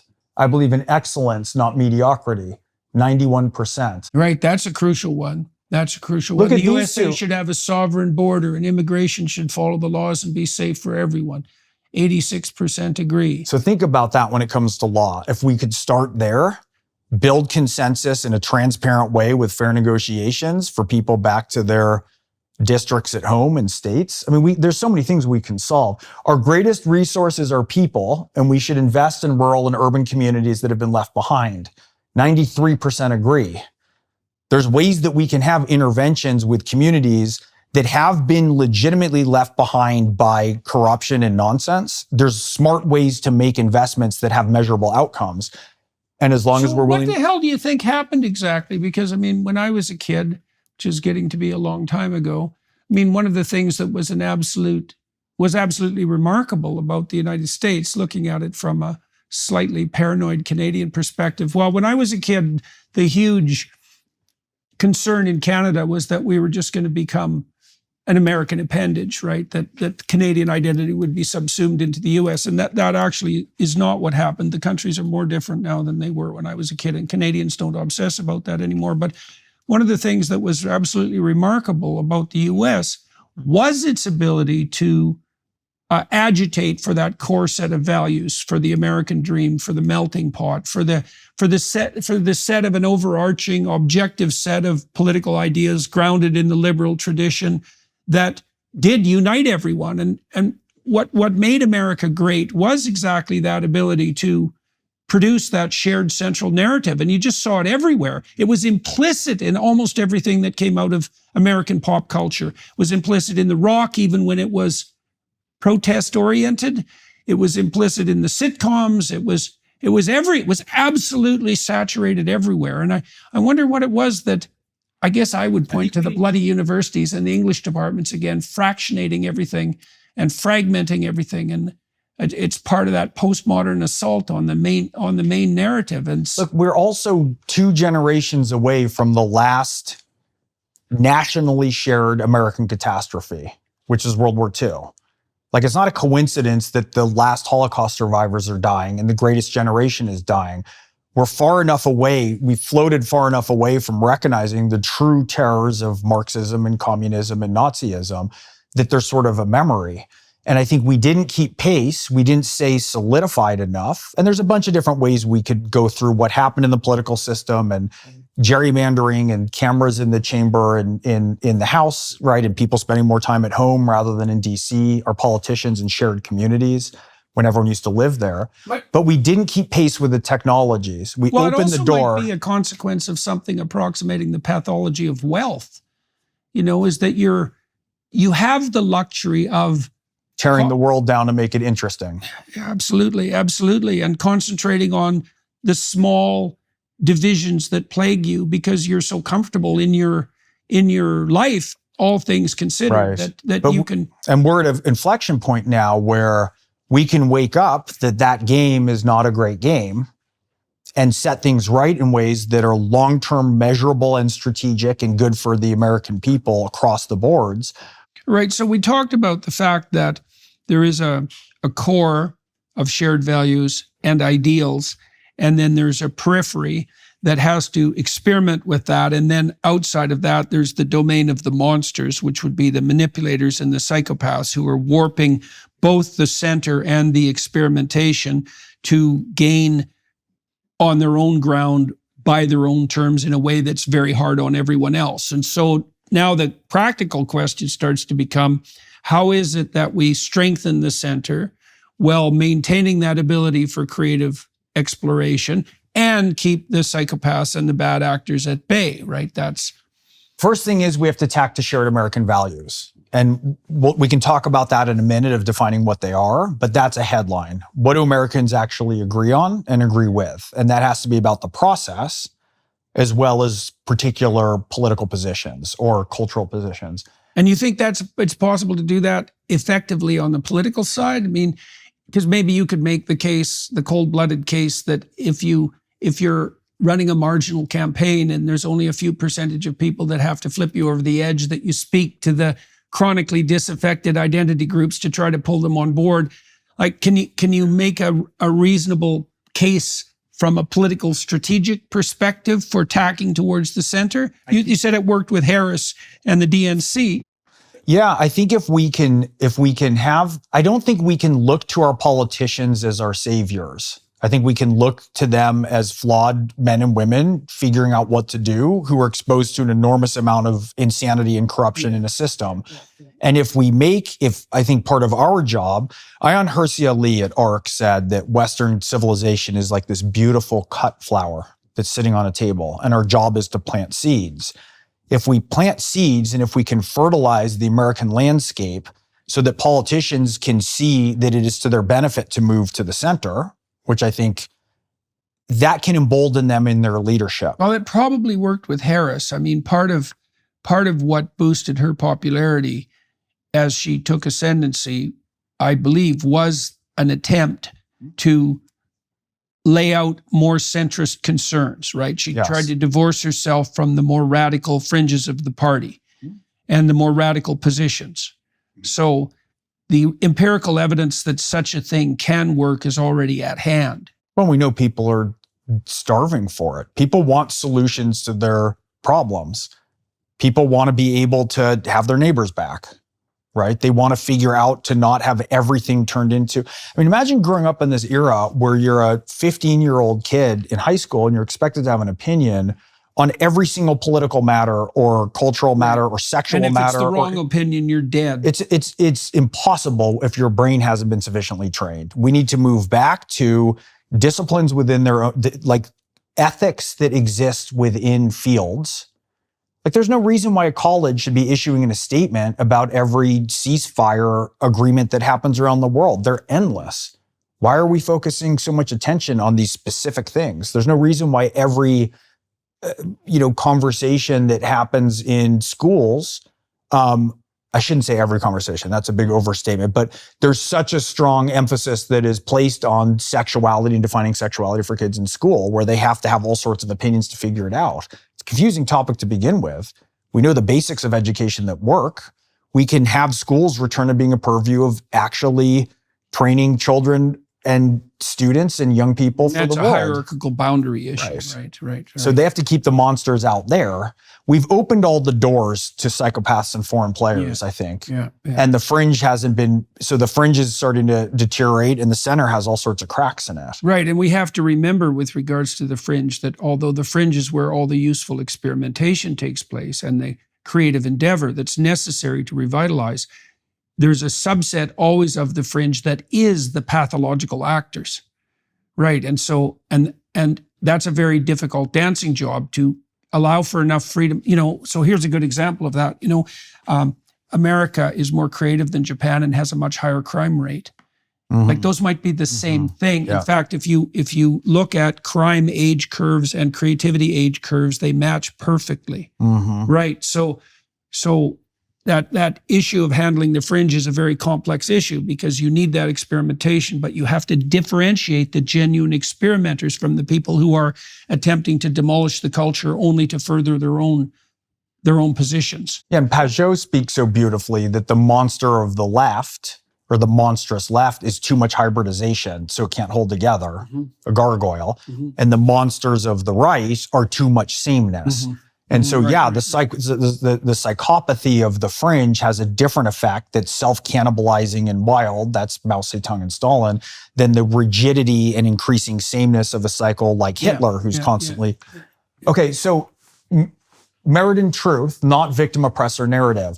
There's only three roles. If you view the world in a victim-oppressor narrative, there's only three roles available. You're a victim, you're an oppressor, or you're a persecutor.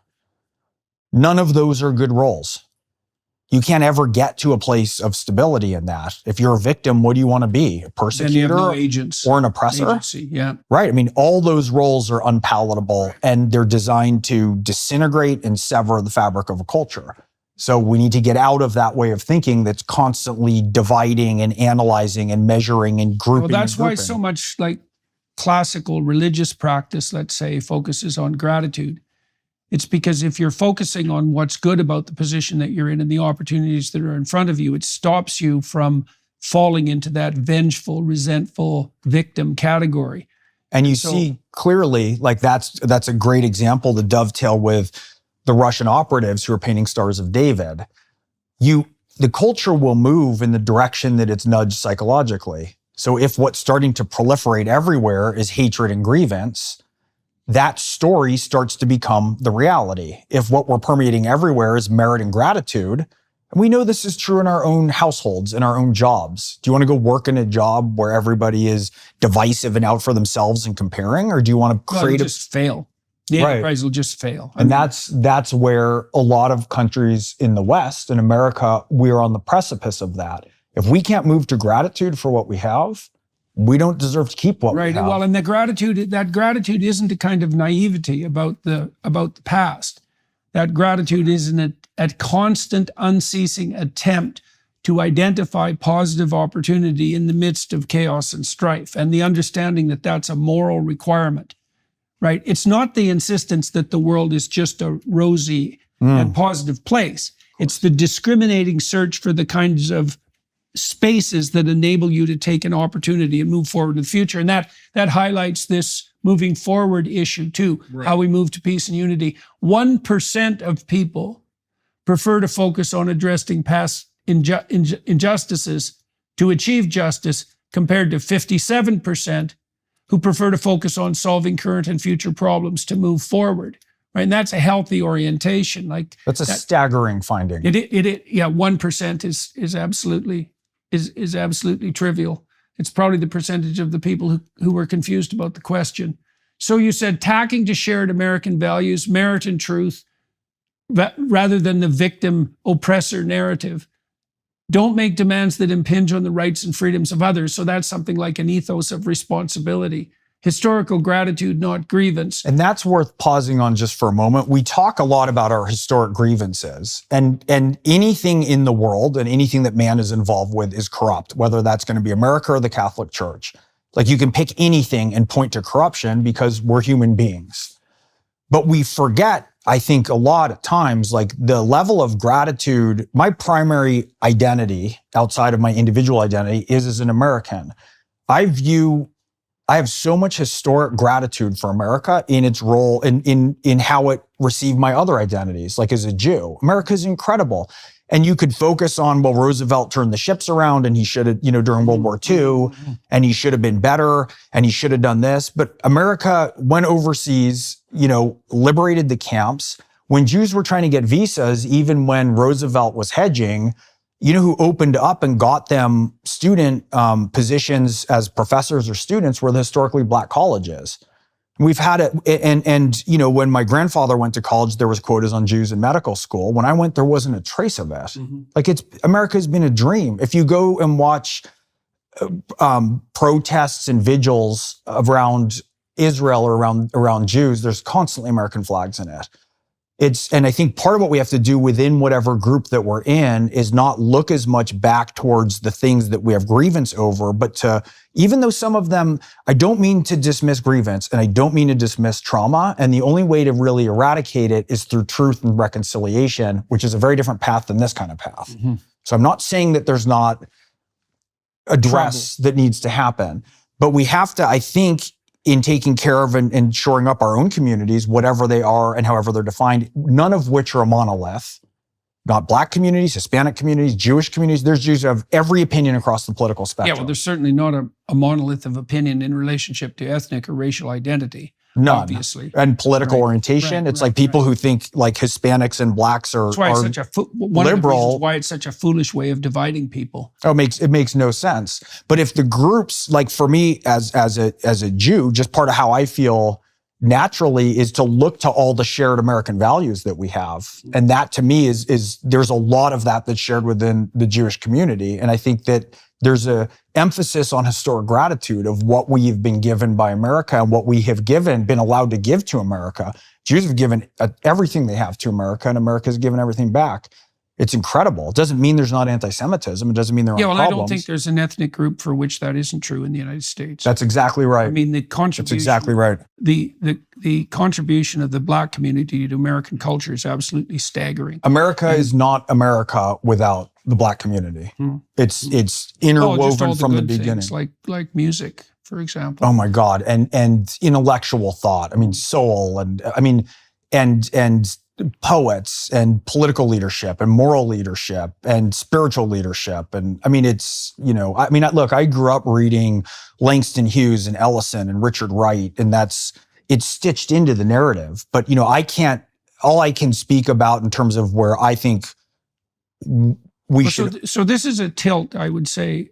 This is part of what I can see as a transformation in some ways, or a further elaboration of your appreciation for the conservative viewpoint, which is that there is a central narrative that's uniting, and it's necessary to buttress that and to uphold it. I mean, we've been trying to wrestle at ARC, for example, and in discussions with Pajot and people like that, with the idea of how you strengthen the center and maintain that experimental vitality on the fringe. It's a very tricky thing to manage, but I would also say that the US has managed that historically better than any other country and continues to do that.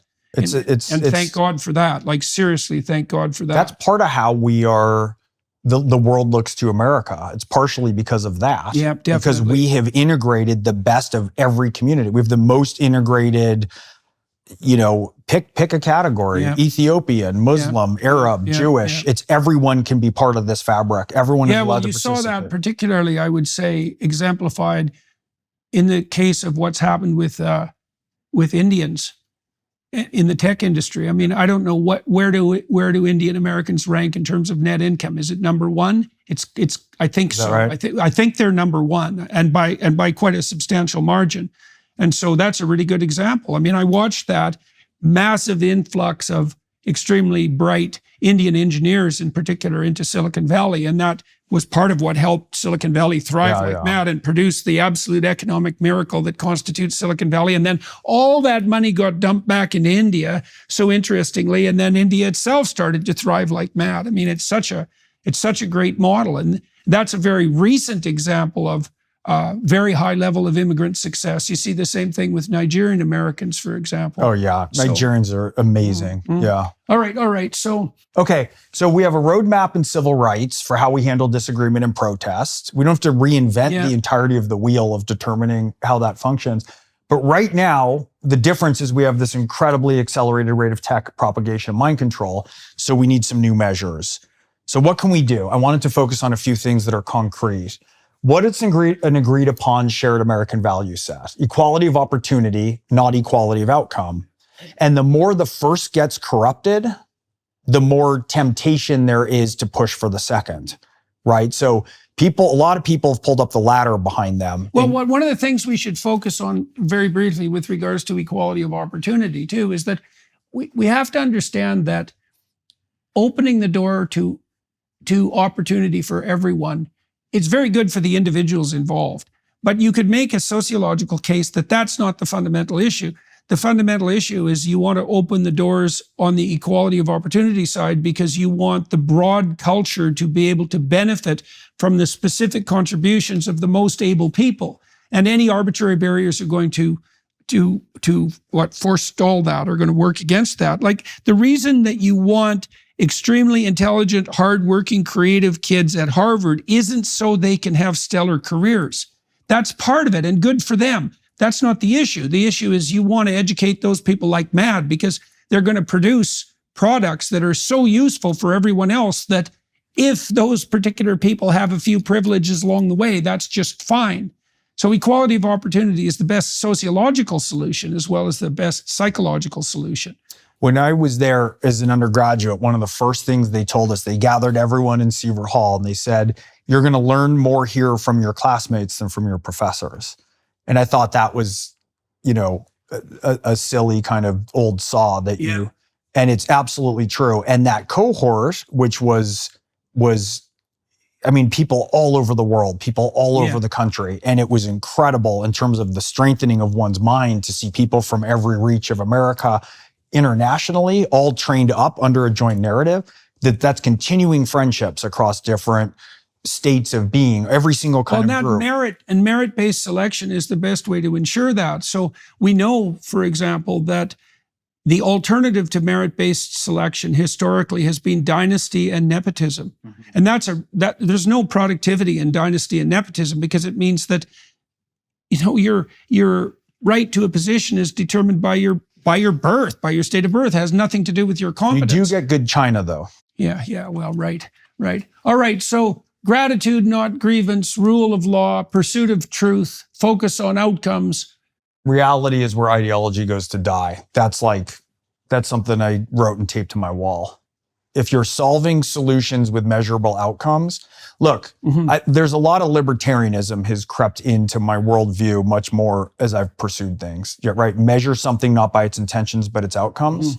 In a way, everything's irrelevant. I don't care what your intentions are. That's true on the social intervention side, because you have to ensure that your intervention is producing the consequences that you desired. And it's very unlikely because there's a million ways things can go wrong and generally only one or two ways they can go right. So concrete steps. Uphold free speech, prosecute illegal action. It's fairly easy. If people are breaking laws and throwing bottles at police officers and blocking traffic and making true threats against individuals and vandalizing buildings and people's houses, they can be arrested and actually prosecuted. We don't need to make exceptions for them any differently than were made for the Harvey Milk or the leaders of the civil rights movement. But people are allowed to have their opinions. They're allowed to criticize any state. That includes Israel, any leadership, which includes Netanyahu. They're allowed to peacefully protest. They're allowed to compete in a free marketplace of ideas. No problem. But we don't break the law, and we know that. And that's from both sides of the fence, right? We have fringes who do that on both sides. Face coverings and masks at protests, if they're being used to menace and terrorize, that should be illegal. That's the purview of the KKK, right? That's not what we do. Stand behind, you can't cover your face to do things that are illegal or to terrorize people. And then the algorithms in social media, that's almost a whole other discussion because you and I have been talking about this a lot but there's ways to maintain freedom of speech, but that doesn't mean freedom of reach for profit, which means if I say the most outrageous, misogynistic or anti-Semitic or insane thing, that the algos should drive that for profit for corporations when the algos are hidden covertly behind firewalls that we don't even know who we're talking to or if they're American. We should also be aware of presuming that the tech people themselves can solve these problems. Because like I see this with Zuckerberg and with Musk, and perhaps they're on opposite sides of the political spectrum. They still have the same problem. Corruption aside, no one knows how to regulate online discourse, like to bring the rule of law and order to online discourse. No one solved that problem. Half of online activity is criminal across the board, right? Pornography, outright crime, and then the sort of quasi-crimes that constitute trolling and so forth. And no one knows how to regulate that. And we shouldn't expect the tech engineers to be able to manage that without.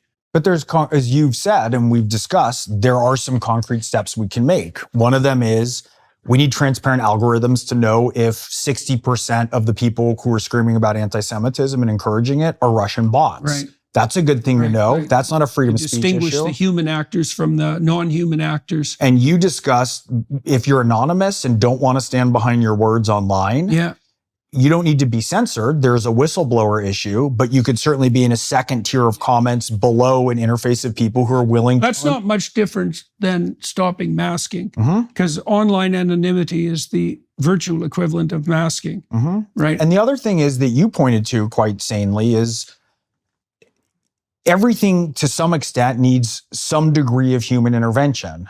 That's okay, whether it's a Tesla factory, whether it's everything cannot be automated. Well, you can't automate the edge cases.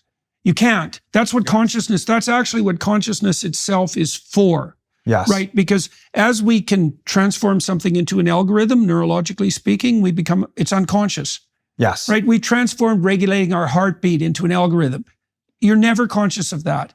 It runs on its own. And once you've got something down, it should run on its own. But there's always an edge of transformation, right? The edge of transformation can't be algorithmized. That's actually why we have consciousness itself. And part of the mechanism of that consciousness is the thought, the abstract thought that thought itself entails, but that's very tightly associated with free speech, right? Thought is internalized speech. Yes. And so the way that consciousness navigates that transformative edge that can't be transformed into a algorithm is through the mechanism of free discourse. That's the mechanism. Yes. And there has to be a wide variety of opinions because we don't know how to algorithmize the edge. And the edge causes most of the problem. That's the Pareto distribution. Most of the opportunity is. Yeah, but you said, I think you said something like 1% of the criminals can cause 65% of the damage. Yeah, that's what they do. So there's no reason that we can't go into, a private company can't say, look, we've identified 150 to 250 people who are clearly bent on sowing chaos, terrorizing America. Here they are. Here's the processes that we have undertaken. They're completely transparent. Right. And it doesn't necessarily mean you even deplatform them. Yeah. But could you perhaps turn down their reach that you're taking advantage of for profit because they're driving outrage and hatred and more people are turned into a swirl of hatred? That is not a good long-term strategy for any company or any country. Not unless it wants to be overrun by manipulative psychopaths. That's right. And so any platform will get rife with it and people will leave. And look, you and Michaela and Jordan Fuller have solved this. Peterson Academy, everybody has to have their name who has comment. There's a social board. People pay a reasonable but low price of entry to have access to the classes, and the discourse on there is entirely sane. Yeah, well, we can have interfaces approximating an honor code, which is like, if you act like a jerk, you can have your money back and leave. Mm-hmm. And you might say, well, who decides that? And well, the answer at the moment is twofold. The community itself is deciding that, but we are watching too. And we've identified 3 people out of 30,000 wh've caused trouble. Mm-hmm. 3 people. Right. And the discourse in there, especially as it builds out, we can have these interfaces, just like kids. Jonathan Haidt is suggesting limitations on when kids have their phones. Is there any reason we need like Khomeini to have access to them from 8 a.m. or 4 in the morning if a tweet alerts? We can have limitations on that. Private companies can also make limitations on how they want to conduct their marketplace of ideas, and what's one person in a classroom having a constant temper tantrum that means nobody can learn. I was trying to distinguish the other day between referee and censor. Mm-hmm. Like there are game rules by which civilized discourse has to proceed. A referee makes sure that the rules are being applied fairly and across the board. Everyone knows what they are. A censor is someone who's making arbitrary, behind-the-scenes decisions. And I think we can discriminate between censors and referees. Especially if you do it early and you set the ground rules. Yeah, right. Okay, so American control, this is fascinating. 3.5 or 3.5 more Americans believe that American news organizations and social media platforms should be owned by US entities to prevent the spread of foreign propagation and disinformation. Of course, like, would Iran allow us to have a major networking effort through social media that goes to their entire populace? Would China allow us to do that? Does Russia? Does Brazil? Right. Yes, most notably and recently. Right. But so it's perfectly acceptable to understand that America is allowed to have a national identity, one that is shared and good and creates a lot of space for people of different groups to compete, though we have a lot of obstacles we have to get right to remove those obstacles to equality of opportunity. And that's what's driving a lot of these problems. But the more we can focus on solving those real problems, we are certainly allowed to have ownership of who is educating our kids and driving our discourse in the hands of Americans. That's not an outrageous proposal. Okay, so this is a bill which is it's called PATA. It is partisan. It's sponsored by Senator Coons, Cassidy, Klobuchar, Cornyn, Blumenthal, and Romney. And basically, this bill that's right now is going forth is basically just causing us to be able to have someone to have transparency on what the algorithms are. It's not to attack free speech. It's not to give censorship control, but it's to say we and the public have a right to know what is happening. We need more content moderation and viral posts. We want transparency around that. What if something's being spread from a troll farm of, 1,000 people in St. Petersburg? Don't we want to know that? Do you see some size association with that? It's like, is there an indication of what size a social network has to have before it's subject to that kind of regulation? I'm not sure. The details will be within that, and there's a long ways to go on tech. But I think it doesn't mean that we have to freeze up at the precipice of the problem and say, oh my God, free speech, like the deep state will take control and my enemies will have this control to destroy me. We can start with transparency, and this is a post-partisan committee that's pursuing this. If to what degree the free market solutions are actually appropriate with regards to regulation of behavior online, because it seems to me that, and I don't know this, and I don't think anybody knows, but I have been wrestling with the question of if accounts that are free produce dark tetrad invasion and foreign agent invasion, right? Free is the wrong value for your online identity because it gets gamed.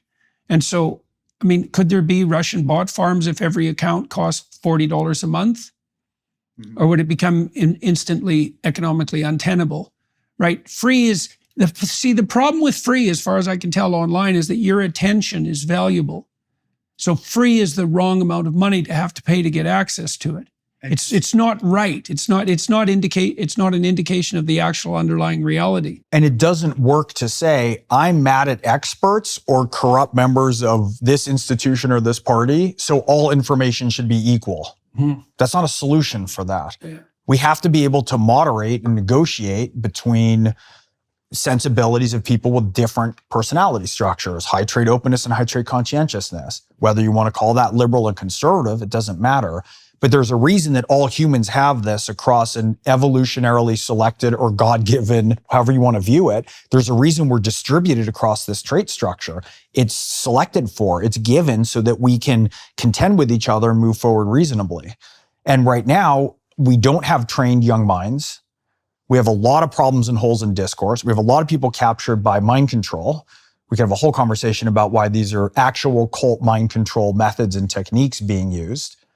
And it's like we're incapable of differentiating. And part of the problem is now we have to navigate who gets to get control now over educating our kids, who gets to come in now and fix universities. So what's happened in a way, I guess, and maybe we can tie everything together with this closing remarks, is that we have these new technologies that have leveled the communication playing field. And that's opened up a massive amount of opportunity, but it's also destroyed all the intermediary structures that had previously regulated the manner in which we communicate. And so now there's a free-for-all on that front. And the advantage of the free-for-all is, oh my God, we can move information around at such a low cost to so many people. And isn't that an amazing opportunity for all the long-form podcasters, for example, or for online educational endeavors? But the downside is that it's also opened the landscape up to the vicious manipulators, the criminals, the psychopaths, and the bad foreign actors. And that's a real danger. It's a danger. It's a cross-partisan danger, and it's a danger to the structure of civilization itself.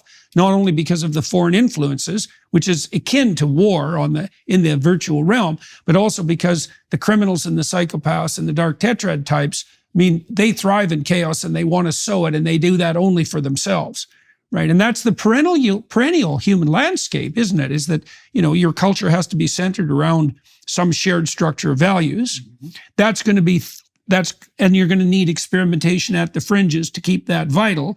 That's going to be threatened by the internal criminal psychopath types, because it always is. That's the evil uncle of the king, which is the oldest possible story, or Cain, or Satan himself for that matter.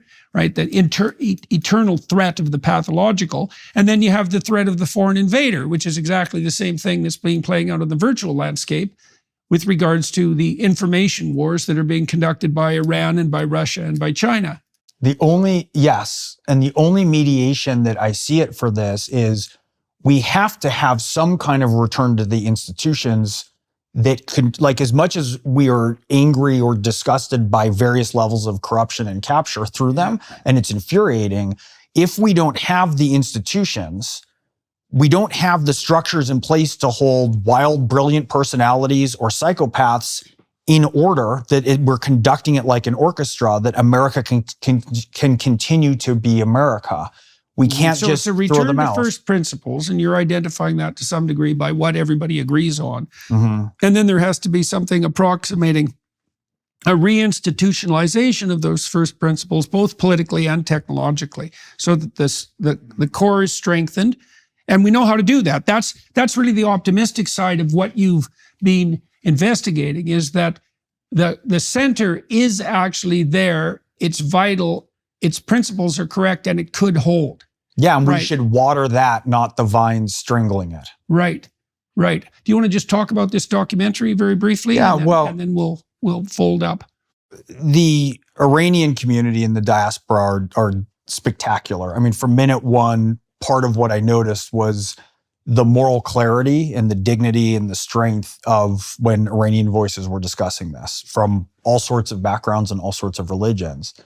And we thought that rather than they're the best and most vocal speakers to what this playbook is, they lived through it. They're the ones they remember their grandparents with having their hair down as their grandmothers as young women and cooking in the kitchen. This is what the playbook successfully executed looks like. And I think they're very important voices for us to hear.